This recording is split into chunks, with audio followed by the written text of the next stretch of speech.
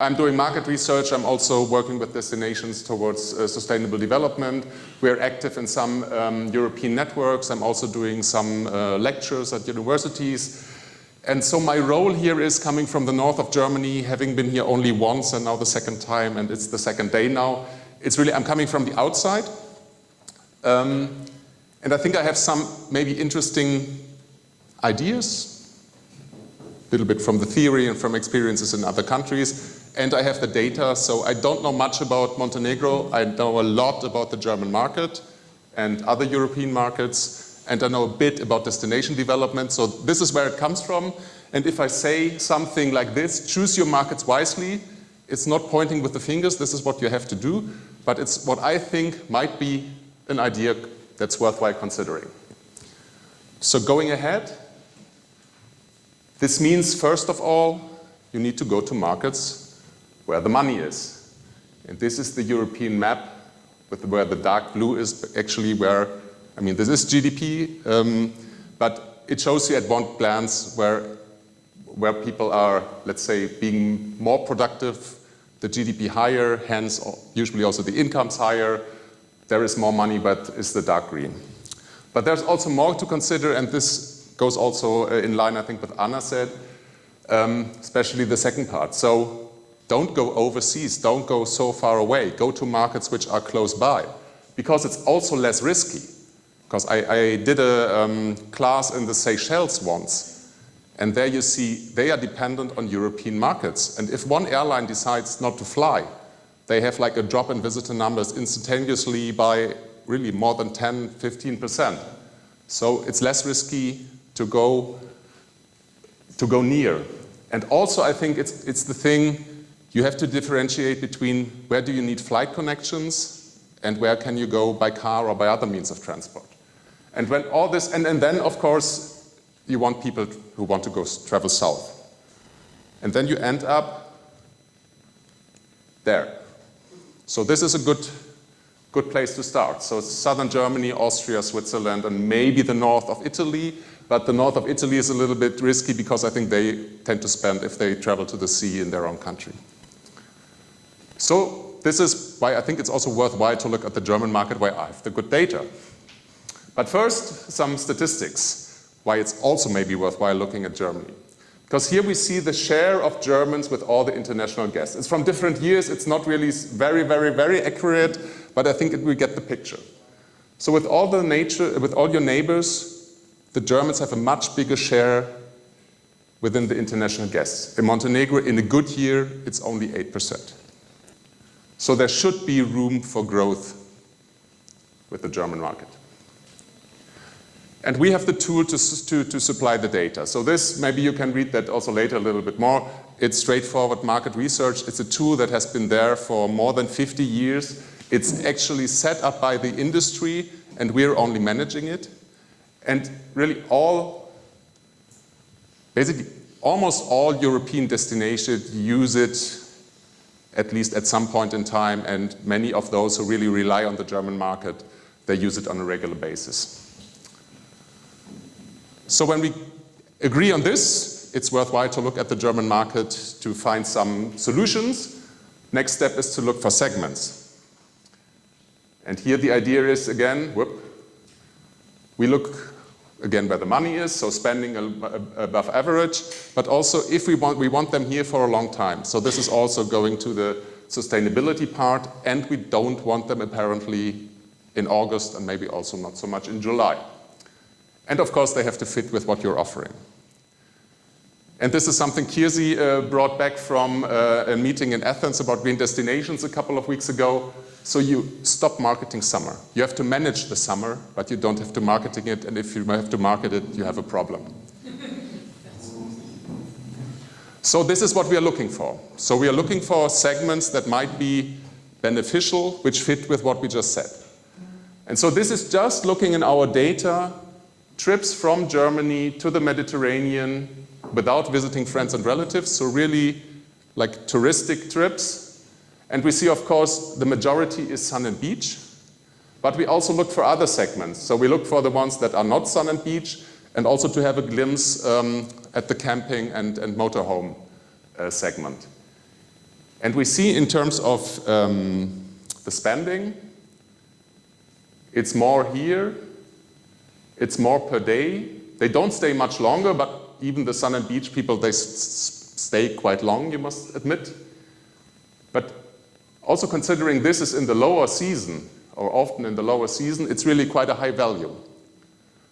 And we see, most importantly, the break for the seasons, they come much more in the spring and in the autumn. So it's a good group, maybe to consider. So keep that in mind. And these are a little bit extra, they're staying longer, they're not spending so much, but you have, I mean, they bring your own accommodation, so you're sure the 61 euros they spend in the destination for restaurants and for activities. And they also come more often like outside the high season. So this is to consider. This is good news because you have a feeling that this already fits quite well with what you're aiming at. And also when you look what they are doing or how they are calling, we ask them, how do you call your holiday? What kind of holiday was this? The ones who are not sun and beach, they have many names for it. So they have exploring, they have nature, they have sightseeing, culture, so it's a bit of everything. And if you compare it to the sun and beach, for them it's just sun and beach, relax and family. So you have much more connection points with this other group, what you can offer them. Then, of course, it's important to see how are you positioned. So the first thing that you see, you're not doing so well, so is 8% German market good or bad? You saw comparative, it's quite a low figure. We can do the same with our data when we look at, are people interested in coming to Montenegro? And we see, yes, there are 4 million people in Germany interested to come to Montenegro in the next 3 years. And this is data from this January, so really recent. But hardly anybody came. Maybe due to COVID, but we really have a huge gap. So usually I say there's room for marketing, but for Montenegro I really said, if you want to have those, there is need for marketing. And then we can also again benchmark. So we can see with, unfortunately I don't have the other Western Balkan states in our set, so we benchmark actually with the big guys, which may be a little bit unfair, but I think it shows you also a picture. So we see here how many Germans are interested to travel to these destinations in the next 3 years. And we see how many have been there in the past. And then we saw the 50 already for Montenegro, but we see it's much lower, let's say, in the markets that are, let's say, closer to us, not necessarily in geography, but in our minds. This says Montenegro is really exotic from the German point of view. And we can also see the timeline. So again, the same figures, and we can see how did it look in 2014. This was the only other time when we measured Montenegro. And we see all the other countries, but Montenegro had a growth, so they became more interesting. Montenegro became a little bit less interesting. So if you want to go for the German market, I think definitely it shows you have to do something. And you also have to see like the challenge there. Like we ask, I think for 60 destinations where we ask people, do you want to go there? And people who want to go to Montenegro, they have in their considerate set almost 30 destinations. So you're competing against 30 destinations in these heads of the Germans. And it's these destinations, so if you line them up, it's Italy, Germany, Spain, Greece, so it's really the big guys you're competing against. So this I think you have to keep in your mind. But then you can look deeper and you can see who are they. And we see these people, these 4 million wanting to go to Montenegro, we find them in all age segments. They are interesting because they are richer than the average. And we find them where we said there might be a good market. So they are in the south and towards the middle, the big cities, so you can target them geographically. And we see they are interested in sustainability. So more than 70%, and this is way above average, like social sustainability, and 50% want eco-friendliness. This is about the average of the Germans, but quite a lot.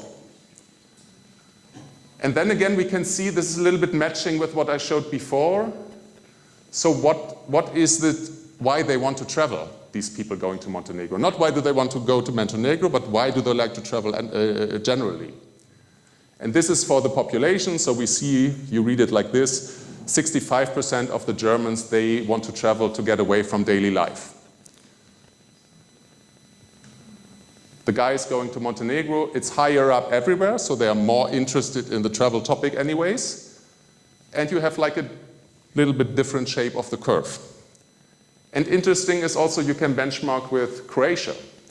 And then you see where you might have your competitive advantages over Croatia. So like the points where you can maybe start tackling them. And this, again, this fits also with the segment that we have before. This is just wishful thinking, so what they want. But before we saw what these people in the Mediterranean are actually doing. And so, but it fits quite well. So we have nature, we have traveling around, we have a lot of interaction. So they want to meet other people, they want to meet other travelers, but they also want to mix with the locals.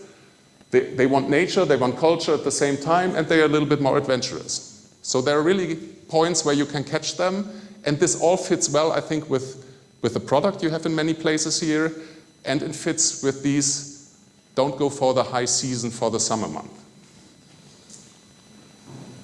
So this together means they also like freedom, relax, and sun and beach. So if the beach is there, they also go for a swim. But other than the sun and beach guys who also come for the beach, they are really interested about the destination. So you can convince them with what you have. And if they come to Montenegro, they come because they want to come to Montenegro and not because they want to come to a random beach. They like nature, they like activity, they like culture too, and there is the strong element of interaction. Yeah, this was the data part. Now is a little bit what you might be able to doing with this. And before adapting it, I think also you have to make sure that you see your advantages and your disadvantages. And maybe a disadvantage might be political situation and geography. So you're compared to Croatia and to Slovenia and to Italy, it's just longer to travel, especially by car if you come to Montenegro. So you have to consider that. And of course, not being an EU country makes some things harder for the traveler. But also, I think both of these aspects, they make Montenegro more exotic. And it's like, when you look at the coastline of the Mediterranean, the northern coastline of the Mediterranean, actually this stretch of the Balkan with Montenegro and with Albania, it's the only stretch of the Mediterranean that it's non-EU. So I think you could take the disadvantage into an advantage and say, hey, we are exotic, you don't have to travel far to come to an exotic place. But I think also there you need to team up. So it's not Montenegro alone, I think you really need to team up with your neighbors. And then we have the points which are really like details that may be bothering the travelers. So this might be border crossings, this might be flight connections, this might be the roaming issue. So it's small points, but I think in the end they might be like the tipping point why people are going to one place or another. And you look at Google, the Google commands, and you see, look at the border, cross-border to Croatia, and you see there are many people pissed off because of the waiting time there. And other things, it's now details, but it's maybe something that could be tackled from the administrative point of view. That apparently if you bring your car, you have to be the owner of the car, and even the insurance cannot be on somebody else's name. And you need a lot of documentation apparently.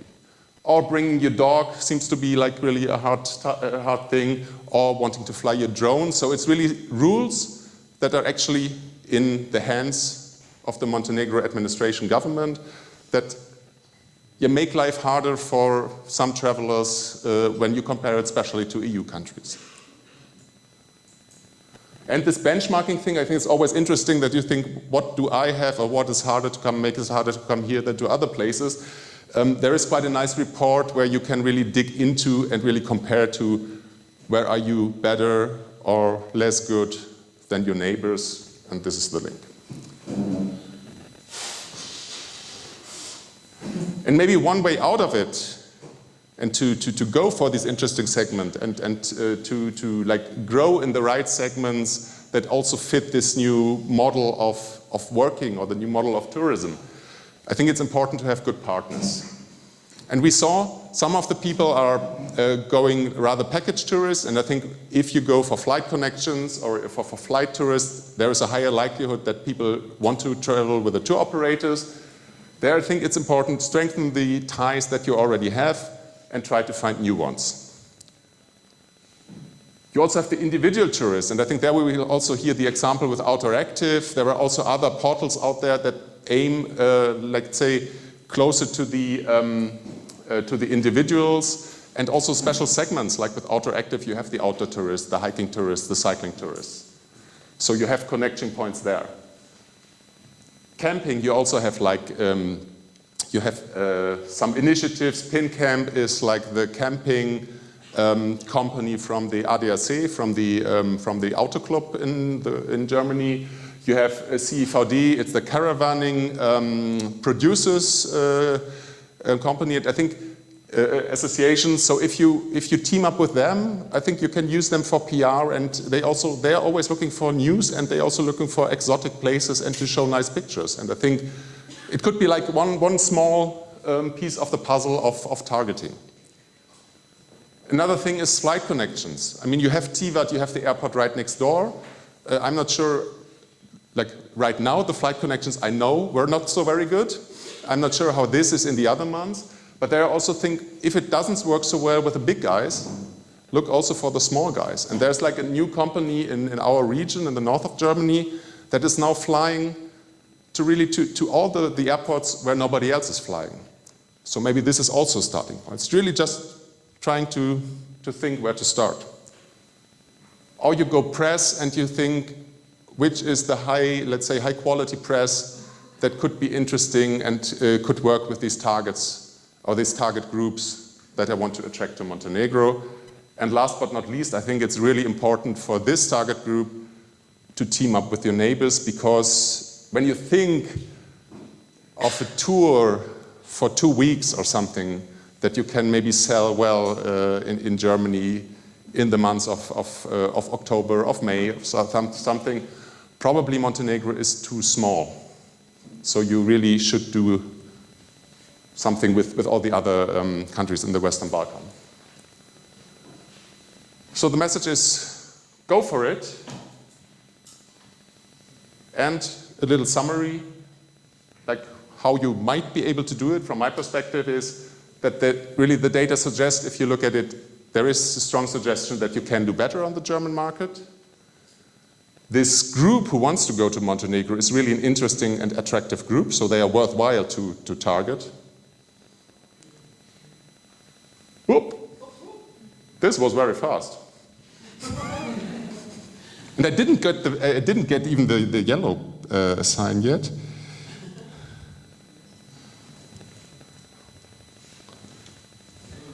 No. Then I stay here. Wait.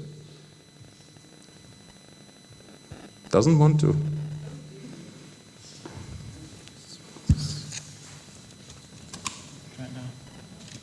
Okay. Aha. Oh, what? I give you the clicker. Yep. I put it all up, and it's the last slide. I left the clicker. I think it was the clicker. So we were there. It's an attractive group. And the good thing is, this group, they are very open-minded. We know what they like, and what they like fits with Montenegro. What's not so good is, you're really in a fierce competition with basically destinations around Europe and the world. So you really have to make your point and like really think about how to get through to them. And I think important in this sense is you have to be aware of your competitive advantages and disadvantages, and also try to turn, and this is maybe also like thinking the model of thinking or your mindset. So something that might appear weak or disadvantageous at the first glance, you might be able to turn it into advantage. So being far away, being non-EU, for instance, you can say, okay, you're exotic. Or what you said, it's not the low season, which is all the other months than July and August, but it's the best month for Montenegro. So it's really changing your mindset about communication, but I think also you need to change your mindset first in order to communicate convincingly this way. And there is this segment in Germany that you can reach with this kind of communication. And our data might be able to help, and I'm also here. I like that I'm here also the next 2 days, so I'm really looking forward to the discussion during the conference, but also in the social parts of the conference. So thank you very much.